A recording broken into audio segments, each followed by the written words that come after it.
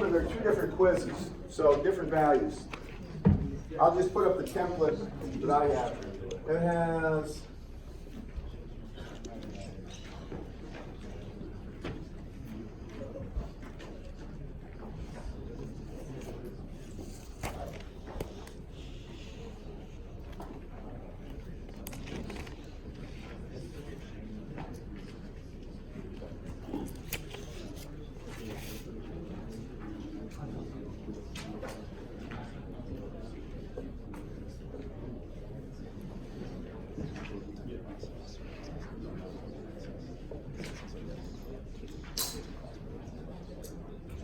quiz A. Quiz B is going to be similar. For this one, this is straight series parallel stuff. These three are in series, they're 6 ohms. Can everybody see that? So if that's 6 ohms, it's also going to be in parallel with 6 ohms, right? You agree? Everybody agree with that? 6 in parallel and 6 is 3, right? Any resistors in parallel, multiply them, then divide by the product, or take 1 over the first plus 1 over the second. By this time, if you've been doing the problems, you realize if you have resistors in parallel that have the same value, all like 6 and 6, you take the resistor and divide by 2. If you had 3 of them, 6, 6, and 6, you would divide by 3. It'd be 6 over 3 or 2 ohms. Follow me? How many see this? All right, that's straightforward. So 6 in parallel with 6 is going to be 3 ohms. Then you have 3 and 4 is 7, right? How many see 7 is in parallel with 7? And that's going to be 3.5, correct, class? Right? 3.5, or sorry, 7 in parallel with 7, right here is 3.5. Means that's going to have 8.5 ohms. You all see that? The second, yes? So on one of the homework problems, it looked roughly about the same as that, but we put that like 8 and the 5 were in parallel. No, you're misreading something, sir. This is a very simple problem. I wrote this one myself. It's just series parallel combination. You all see that, class? Parallel, same voltage, series, same current. How many understand it? See me after class if you're having a hard time understanding. These are trivial. This is stuff in physics you get, like you get this in high school physics, basic. Yes, sir. Some of us didn't do things like that. Well, sir, see me after class for specific questions about this. What I'm trying to tell you is this is a very simple quiz. This is about as simple as you're going to see from this class. And I expect that I think the grades were very high on average, but I don't know what the average is. So see me after class for specific questions. All right. It's honestly, if you're in engineering, by now you've been challenged with more difficult problems than you expected majors, I'm certain. What's the next problem on that quiz? Do you want me to do it? It's, oh yeah, you've got, for this one you have 60, I think the other use 20, 60 here. They have 2 amps. Then they have 60, right? And then they have 60 here. And they ask for the voltage right across here, right? Plus or minus Vs. Does everybody see this, class? All right, this is quiz A, right? Quiz B is going to be similar. I think they're all 20s in quiz the other one. Is that right? Arlen? It's the same thing. You've got this in parallel with this in parallel with this. Well, these two are in parallel with 30 ohms. Do you agree with me? 30 in parallel with 60 is 30 times 60 over 30 plus 60 is 90 is 20 ohms, right? And the easy way to do it is just, if they're all the same resistances and they're in parallel, take the value of the resistance and divide by the number of resistors in parallel. So in this case, we've got 3, 60 by 3 is 20, but you can get it the other way. Are you with me on this? So that means the equivalent is 20 ohms here, so this really boils down to this. 2 amps, 20 ohms, and they want this voltage. That voltage is going to be, well, it's current, or really current times resistance, so it's 2 amps times 20 ohms, and that's going to be 40 volts. Do you all agree with that? That's the voltage, 40 volts. It means 40 volts is across every one of these resistors. They're all in parallel.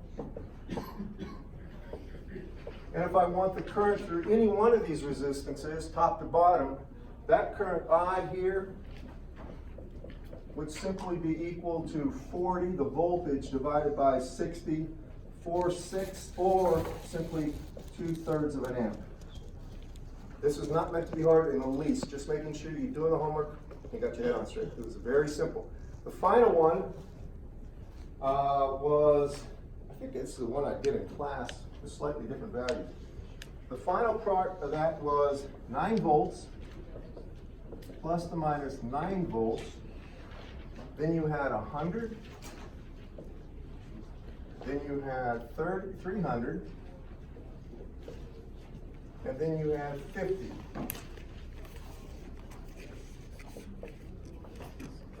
And they wanted the plus to minus voltage across this 50 ohm resistor. Can you all see that, class? Now, all the quizzes had the same basic skeletal shape. The other one, they asked for the voltage across the 100, didn't they? Right? For the other quiz? Yes.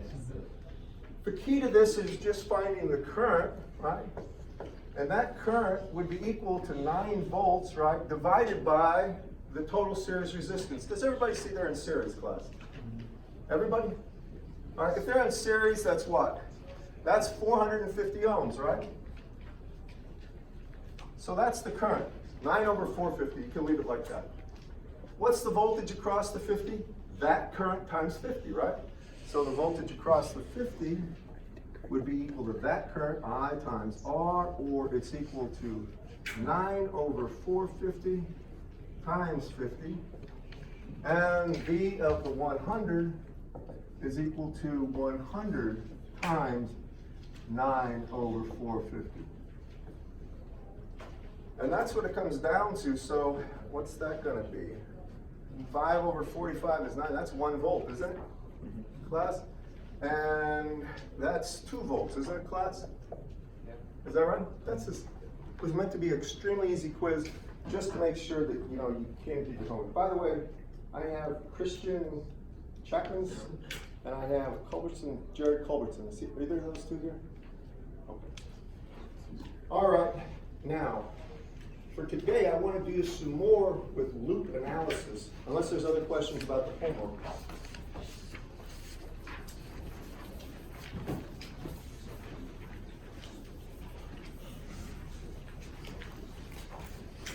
I believe each one of these problems is almost the exact template that was used in the homework that I assigned earlier. I gave you several problems, so there was nothing that was like unforeseen. All right.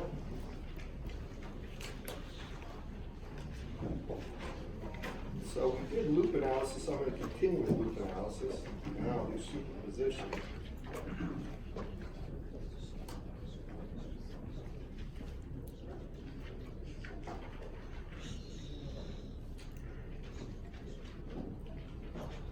I started with 255 for homework. Now, did anybody work the homework that I put up there? Anybody try? I didn't think so. It was up very late, so I apologize for that. But I'm going to start on this one. This is 2.55 out of this book, and I'll be using other books besides this one to get problems and post them. I have probably close to 24 books on circuits that I can pull problems from, and I will. So there's so many of these things around, and they're all basically the same. For this one, and the reason I like this, to be frank about it, is our book has very few problems, almost none that are really got some depth to them. So I'm using other books to try to pull from, so you don't get blindsided, especially when you take the FE exam.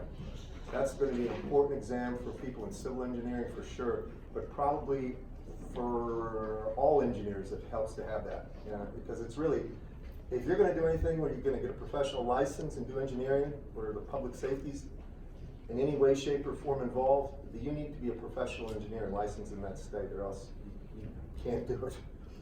So remember that. Anyway, this comes back to 255. You're going to have 12 volts here, and then you're going to have 1 k ohm here, and then you have 1 k ohm here,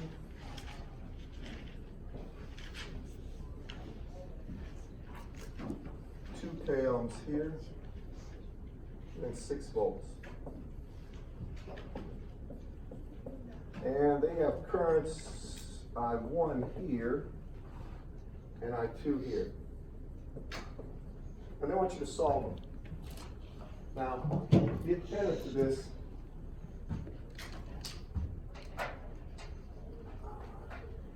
remind me to throw these markers out the back. They have a way of piling up. When we're doing this, we're using Kirchhoff's voltage law, KVL. That means we sum the voltages across around the closed loop after we assign currents in the nodes, or in these sub-meshes. Do you follow me on this? Now, remember, current is like water. Think hydraulics, or think whatever your incompressible fluid dynamics forces are. So it's water flowing here. I got some water, some current flowing here, some current flowing here. And I'm summing all the pressure increases and decreases, the voltage drops and increases. I always start in the lower left-hand corner, and these currents are actually drawn the way I would. I would go clockwise for the submesh currents, and they do that. So when I do this, I start here. This is a voltage. If I go from a negative to the positive, it is a increase. Yes, it'd be plus. So I'd have plus 12, right? Then minus, always take the value of the resistance first. So it's minus 1K times the current going in there, which is I1. And then I have minus 1K. But how much current is entering this? Well, I1 is going in the positive direction, right? But I2 is opposing, or it's minus I2. You all see that, class? Minus I2. Give me a show of hands to make sure you can see it. It's subtracting I2 from it. That's important that you realize that. The sum of that equals 0. And what I did is with my closed loop, I start here. This is an increase of 12, a decrease, minus 1K times I1, and then a decrease, 1K times I1 minus I2, all equals 0. Got it? This is the way we do it. Now I start over here. I start in this lower left-hand corner. But now I'm going to go this way. So I assume all these are voltage drops. I want the net current entering that one. The way I do this. By the way, we should clean this up a little. We might as well. And I'll keep the way I do it. Add your right equation. Get it in the form that can be put into calculators. That's where I'm going with this. Understand? So what I'm going to do is this. I'm going to take the 12 to the other side. And this is just me. You don't have to do it this way. Then after that, I get rid of the negatives. You see how everything's got a negative sign? Right? So I multiply through by minus 1. That's just me, though. You don't have to do it that way. And then I divide it by 1,000, or a K. All right, you with me? A K is 1,000. So it gets rid of this, gets rid of this, and it makes this 12 milliamps. Follow me? Right? 1 over 1,000 is milli. The units of current is amps. Understand, everyone, class? That's my cleaned up equation almost. Now I put it in a matrix form, so I have 2I1, right? Minus I2 is equal to 12 milliamps. Box that equation, call it 1. That's your first defining equation. Now we go around the submesh here, just like we've been doing, and this is my recommendation, become standardized. Start at the lower left-hand corner. All these are going to be dropped, so we take the current entering the positive terminal, the first terminal you strike on these resistors. So for that one, I can put it right here. I'm going to get minus 1K, that's this. The net current flowing in there is I2 minus I1. Then you're going to have a voltage drop here of minus 2K times what, class? How much? Do you all see it's I2? Yes, sir. I'm sorry, what? You divided by resistance, right? So it would be amps. What are you talking? You're talking about the 1K? No, it's one. See, this was amps, right? K is 1,000 ohms. All right, volts over 1,000 ohms is milliamps. All right. If I've got a little careless with the units, remember the R's are. If I have just 1K, it's assumed ohms. Okay, but thank you. So yeah, I didn't put the ohm symbol. If you see that, it's assumed ohms. This is 2K, and then what is this going to be? What current, class? I2, very good. And then when I go from a positive to a negative, it is a drop, right? Minus 6 volts equals 0. You all see what I've done there? Please take a good look. Make sure you can convince yourself. I'm doing voltage drops. I take the value of the resistance and the net current into it, throw a minus sign because it's a reduction, right? Then when I come to this guy here, because I hit the positive terminal first, I know the voltage on this side is going to be 6 volts less. All right? Now, on this one, I'll take the 6 to the other side first. Agreed, everybody? To make it matrix friendly. So now that becomes plus 6 volts. K's have an implied ohms. All right, now after that, if you want to divide by negative or multiply through by minus 1, it's fine with me. Just makes that minus. I hate minus signs because as you get older, your eyes start going, so I circle them when I'm doing real mathematical work for money, so I don't make mistakes and forget them, because some of my papers got erasures on it and stuff.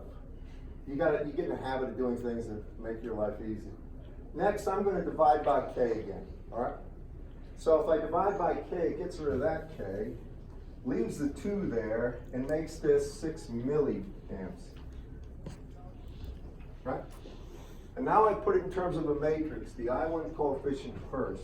So I have I1 times minus 1, right?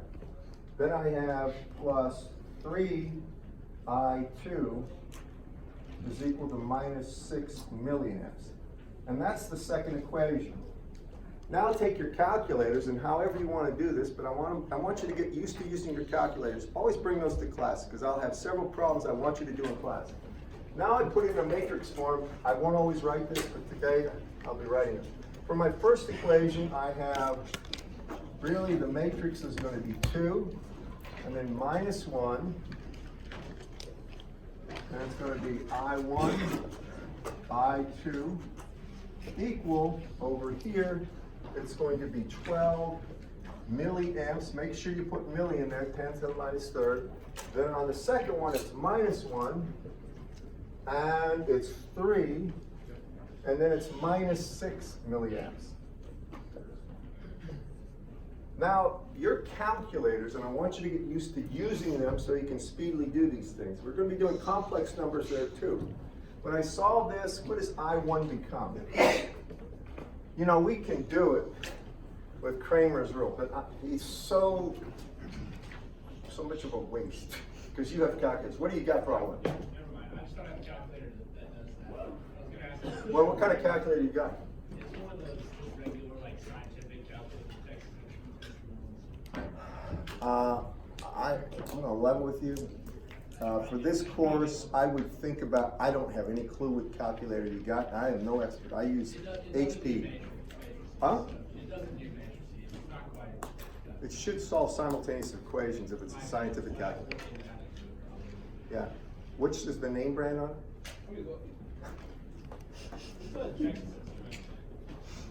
TI, an 84 will do it right. 83 will do it. Tell me what TI is. I'm getting curious.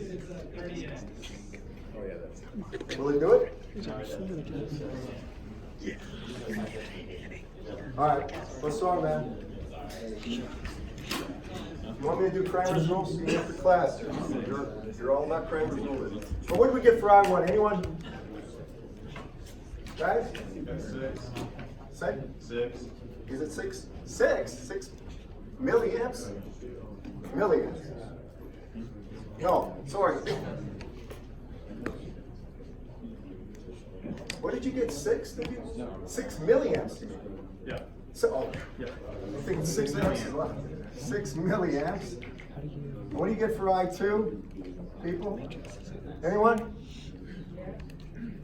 0. 0. Excellent. I2 is 0. Let's see about that. All right, now I'm going to just show you something. What? Can we solve it as a system of equations? Or Yeah, if you want to solve it, yeah, I think you know how to do Kramer's rule. You simply take the determinant of that. If I wanted to get I1, I think this is right. I haven't done this in a long time. On the bottom down here, you take the determinant of this, So the determinant would be 6, right? Minus 1 or 5, correct? Yeah. So it's going to be 6 minus 5 on the bottom, unless I messed it up. And then on top here, what you do, if you want I1 here,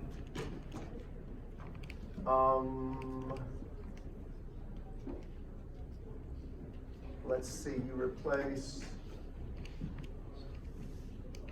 this with the 12 milliamps and this with minus 6 milliamps, I believe. So what would that determinant of that be? That's going to be 12 times 3 milliamps minus, so that's going to be 36 minus 6 of 30. Is that right?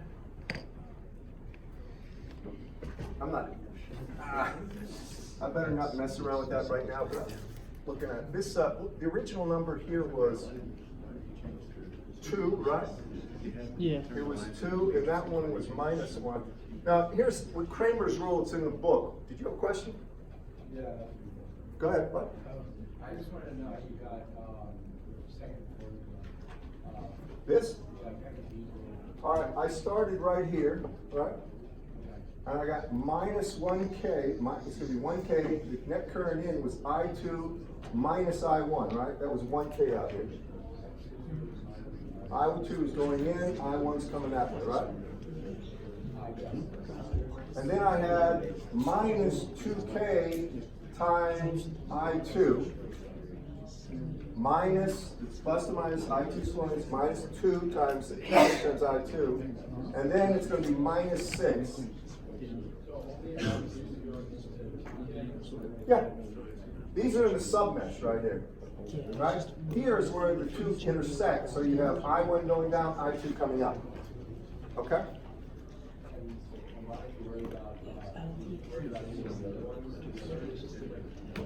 When you go around any closed loop, you worry about all of them. Right? Where did you work in the 1K from the left side? I started here and I went around this to get the first set of equations. Then I started here and around this submesh to get the second set. Okay, oh yeah. All right. Give me, is that right, 6 milliamps and 0? And somebody asked me about system of equations. If you want Kramer's rule, I believe Kramer's rule is going to be the determinant of that here, which is 2 minus 1, minus 1, 3, over, and then I replace the first row with 12 milliamps, 6, minus 6 milliamps, and that's going to be minus 1, 3, and that should give you I1, unless I mess this up. And this is going to be, that's 6 minus, oh, that was 5. That was the right answer. Yeah, you did it right, yeah. I was about to say. You just put 6 minus 5 instead of 6 minus 1. It's 6 minus 1 or 5 down here, my bad. And what does this come down to?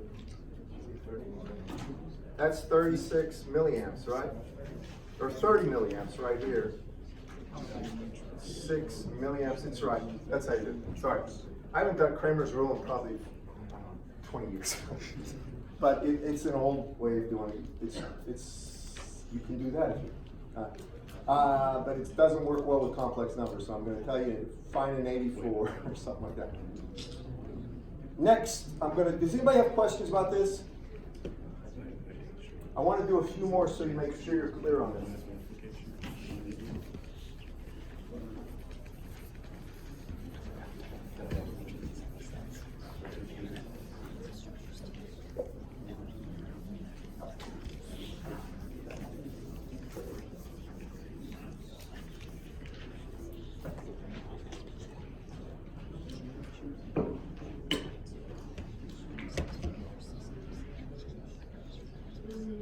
All right, now what I'm going to do is, I started with a simple one.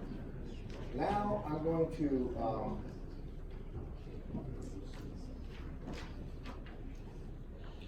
go ahead to 2.56 for the next one. This is going to be a more difficult problem.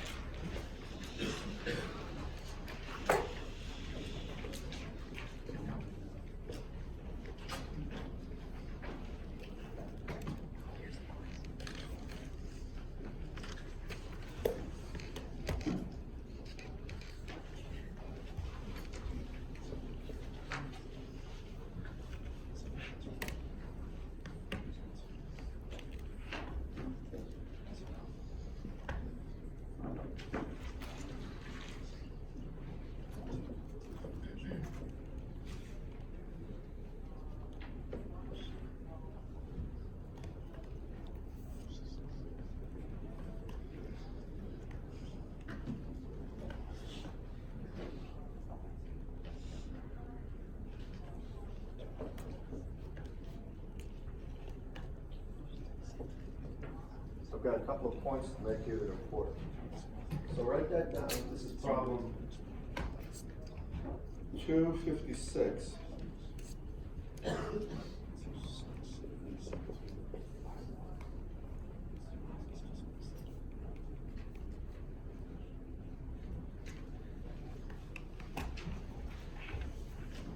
All right. Now, this is one thing I want you to all remember and hear me clearly. You can't sum voltage drops through a current source. You don't know what the voltage is across this current source. Do y'all see that? Everybody see it? You can't take the sum of the voltages around a closed loop if it has a current source. It's an impossibility because you don't know what that voltage is. Understand? What you can do is sum voltages around this closed loop. Now you see, by definition, if I call this I1 in the submesh, I1 is 2 milliamps. Do you all see this? Can everybody in the back see that? By the very definition. So I1 is 2 milliamps. On quizzes, I'll see people trying to solve for that, and they'll somehow figure a way to go around that. And some voltage drops, because they want some points.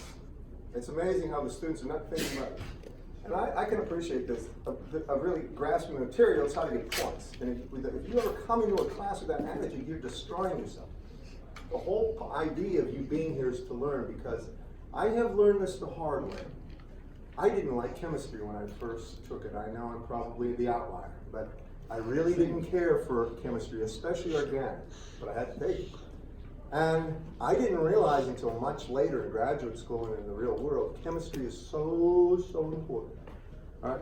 You may not need to know about Socrates, so you can blow that stuff off, and other things in the liberal arts. But by God, when you take the hard sciences and math, that stuff comes back to haunt you every way you can imagine. Chemistry, material science, strength of materials, thank God for statics, I say. Because that stuff, when you deal with radar and things like that, the structures themselves have to support all this. Well, you need to be a bit of a structural engineer. You'll never get away from anything that's in science and mathematics unless you're in advertising. You're just, I mean, I've always said this. You don't need to be a mechanical engineer to sell a car, all right? And you don't need to be an electrical engineer to sell a computer. But it sure helps if you're trying to create one to be either an electrical or mechanical, because you're not going to make a car unless you know what you're doing. And I'm telling you, there's a lesson we learned there. Read the history of Tesla. Electrical engineers tried to build the car. Does anybody know about this? How the lithium-ion batteries, all the problems that they, instead of hiring a good bunch of mechanicals, they tried to took themselves. And it was a disaster. Anyway, they got it fixed. Back to this problem right here. Where do we start? Well, we're not going to go around this loop. I think I made that clear. We're going to start right here in the lower left-hand corner. We're going to get all the voltage drops. So we already know what I1 is right here. Now I'm going to take the voltage drops. I'm going to start here. When I go from here to here, that is a voltage drop or increase, class? Increase. Increase of 12. Now when I go from here to here, take it as a drop, minus 1K. Get used to doing it. What net current goes in there? Well, I2 is going up, but I1 is down or subtracting, so then subtract 2 milliamps from it, because that is what I1 is. Now, when I talk about this voltage drop, what is it? Class? Minus 1K times I2. Yeah, and by the way, if you want to just combine these two to one value, it's fine too, right? Because these two are in series, aren't they, class? We could just take 1 and 2 together right off the bat, make it 3K. So I could just make my life easy by making that 3K times I2 equals 0. Now this is a nice kind of problem, because if you see the trick, there's one unknown, one equation. We could solve for I2. And the way I'm going to do it first is take 12 to the other side.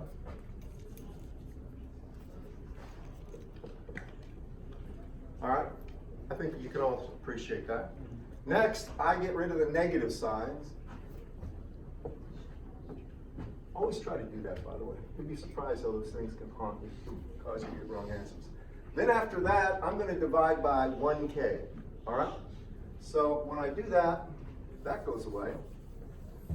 That 3 stays, but the K goes, and this becomes 12 milliamps, right? Agreed, everyone? Now I'm gonna just multiply, oh, wait a second, I don't need to multiply. I take the -2 to the other side, and that's gonna make that, if I take 2 to the other side, it makes this 14 milliamps, right?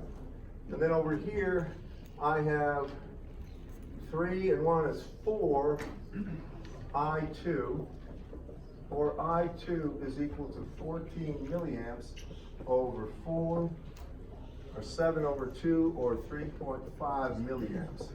And that's how that problem would be addressed, okay? Y'all getting the hang of this? One more. I'm gonna tell you, problem 260, write this down in your notes. Problem 260, I want you to do, and I'll put this up, but I wanna tell you, there's 2 loops that people will try to sum voltages around there. The current's already defined in those little submeshes, all right? So just mark that down. 260 is a good problem. Now we're gonna do, the problem is gonna be 259.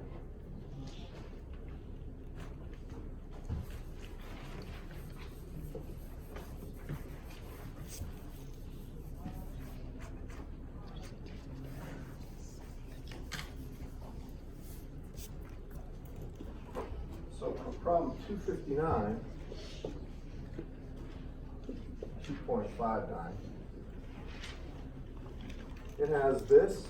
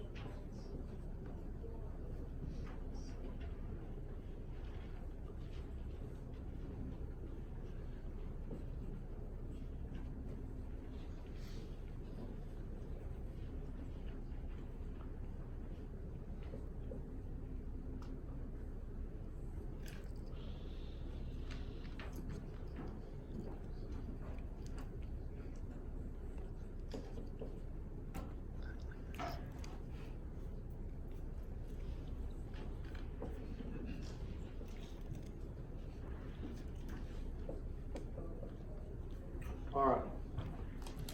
That's what this problem looks like. This is typical of a quiz problem, the ones I'm showing you.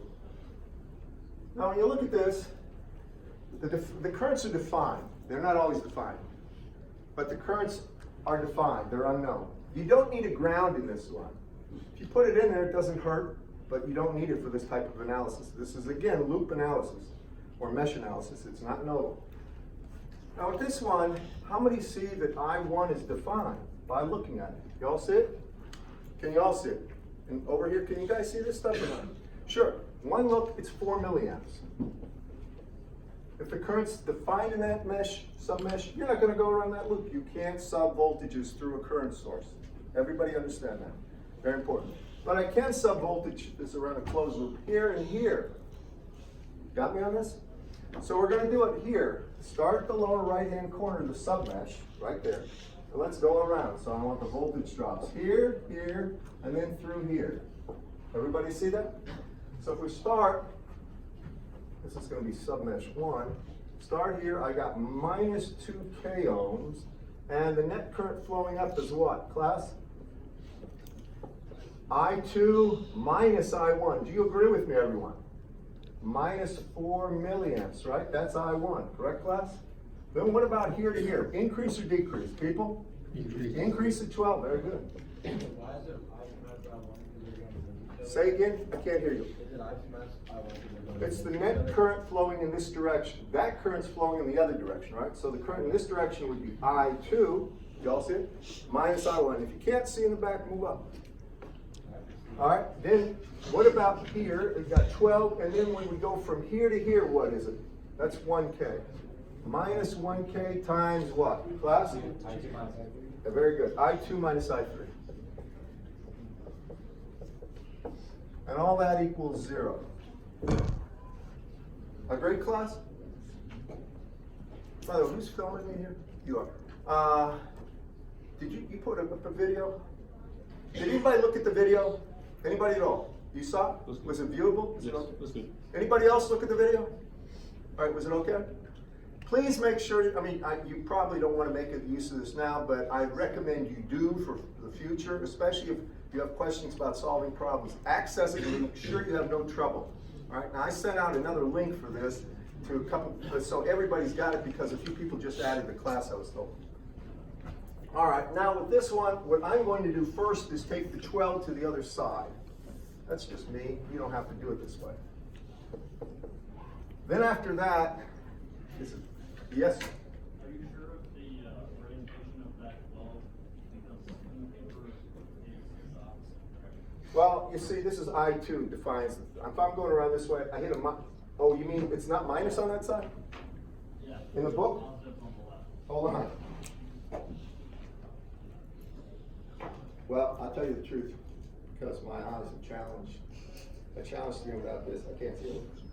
Oh, you're right, it is. You're right, this is actually going to be minus the plus, is that right? Which would make this actually plus, right? Right. I'm sorry, I had the wrong polarity on the 12, and that's just my eyes giving away. So this equation, the first thing I do is take the 12, which changed polarity, and goes to this side. Now after that, this is me, you don't have to do it this way. I don't like minuses, so I get rid of as many as possible. I'm going to multiply through by -1, make this plus, then there's going to be a minus there. All right, keep me honest here if I make another mistake, let me know. Now I'm going to divide by K. Everybody okay with that? 1,000 ohms. When I do that, it gets rid of that, and it gets rid of that, and it makes this -12 milliamps. Now I simply, well, I got something else to do, don't I? I got to get this 2 times -4 is -8 milliamps to the other side, don't I, class? So I'm going to get rid of that next, and that is going to be +8 milliamps, right? Because it was -8 on the other side. Agreed, everybody? I'm just going through the motions here to make sure. Now I think I can go ahead and put that, and so I've got -12 +8 or -4 milliamps, correct? So I'll put down -4 milliamps here. And then what I'm going to do is just collect terms. So I have coefficient of I2 is 3. Coefficient of I3 is 1. Equals -4 milliamps. And I'm going to call that my first equation. When I box it, it means that's the final form I'm going to enter into the matrix. So, next one I'm going to do is here. Let's just finish this class. I'm going to start here. See if you can work with me on this. I'm going around the loop. Taking all these as voltage drops means you want the net current entering the positive terminal. So I start there and I'm coming around. I get -2K, right? Times, what's the net current flowing up, class, in that one? I3, right? Minus I1 or -4 milliamps, right? Got me? I hope this helps you. Next, y'all see that? Okay. Next, I'm going to get this voltage drop, right? So I'm going to take the current going into that way, which is going to be, this is -1K times, go ahead, class, I3, right? Minus I2, right? And then I'm going to take -1K times I3. You all see that right here? And I'm running out of room, so I'll put -1K times I3. Now, bear with me. This whole thing's equal to 0. Do you all agree with me there, class? Yes. Now what I can do is first get rid of the minus, then get rid of the K. You all see that? Then get rid of the K. Divide by K. And now collect terms. Do you all agree with me? So collect terms. Put I2 first. For I2, what do I have? Oh, I need to do one thing, right? I have 2 times -4 milliamps here, or -8 milliamps, correct? I've got to take that to the other side, make it +8 milliamps. And then I have I2, and let's see. For I2, I simply have -1. And for I3, I have 1, 2, 3, 4.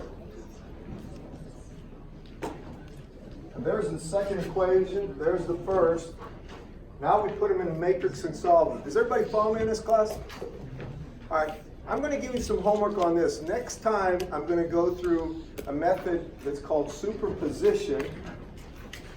And then I'm going to go through Thevenin and Norton's theorems if you want to read. So superposition, Thevenin and Norton's theorems. And I'll show you some other tricks on the way that you can find very helpful.